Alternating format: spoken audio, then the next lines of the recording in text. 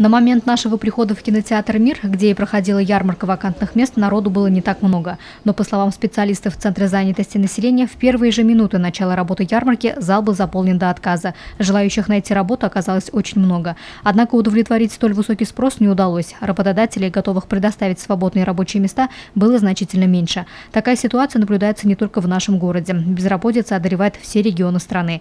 В этот раз вакантные места предоставили 6 организаций. Самое большее количество вакансий у нас, конечно, как всегда, в больнице, в городской больнице. Врачей нужны, необходима острая нехватка врачей.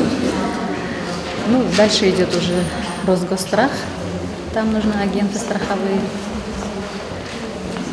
В остальных организациях единичные вакансии. Многие лет токарь нужен. В МУП «Полигон» бухгалтер. Многие предприятия нашего города не исполняют закон о занятости, не предоставляют нам свободные вакантные места. Поэтому мы больше информации, получается, не владеем. Но над этим работаем.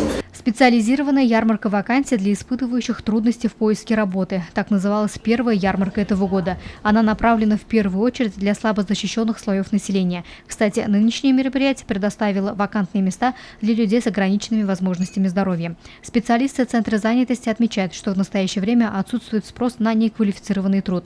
Что касается размера пособия по безработице, то он зависит от количества рабочих недель за предшествующий год. Минимальный его размер составляет 977 рублей, а максимальный 5635 рублей. Луиза Мустафина, Дамир Хайбулин, Любовь Карпова, телекомпания СТВ.